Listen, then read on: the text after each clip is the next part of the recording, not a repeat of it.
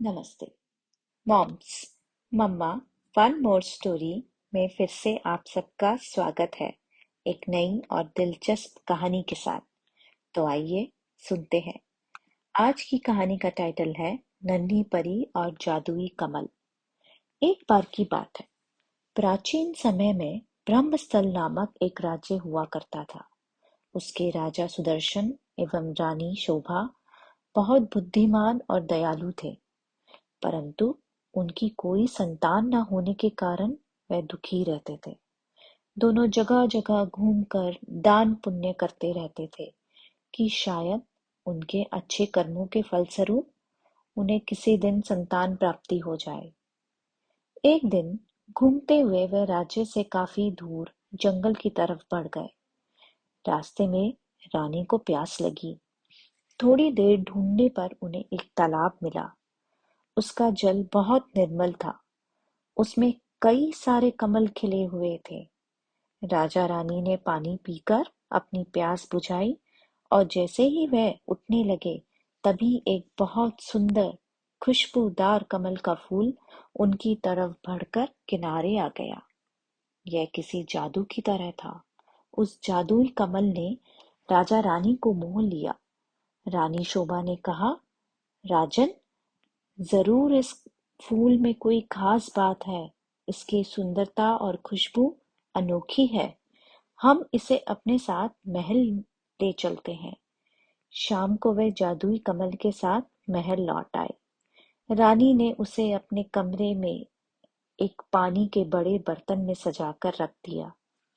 उस रात सभी के सो जाने के बाद उस फूल में कुछ हलचल हुई और एक नन्ही सी गुड़िया जैसी परी निकलकर यहाँ वहां निहारने लगी।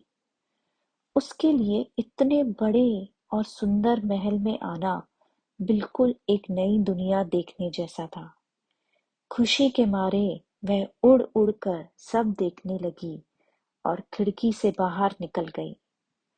चारों तरफ महल का बगीचा था। वह देर तक बगीचे में खेलती रही। फिर उसने अपना जादू बिखेरने को सूझी। उसने सोचा, क्यों ना इस बगीचे को और ज्यादा सुंदर बना दिया जाए। यह सोचकर उसने अपना जादुई मंत्र पढ़ा और बगीचे को ढेर सारे रंग बिरंगे अनोखी खुशबू वाले फूलों से भर दिया। सुबह यह नजारा देखकर सभी आश्चर्यचकित रह गए।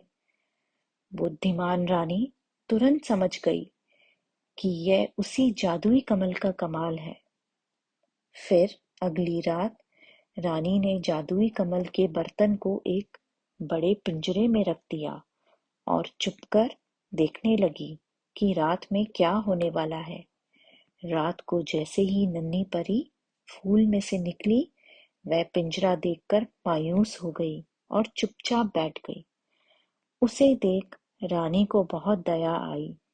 वह धीरे से नन्ही परी के पास आई और कहा, तुम कितनी प्यारी हो, बिल्कुल एक गुड़िया की तरह है।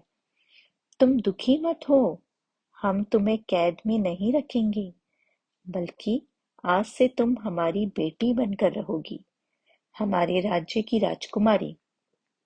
इस तरह राजा रानी को संतान मिल गई और अकेले रहने वाली नन्ही परी को ढेर सारी खुशियां।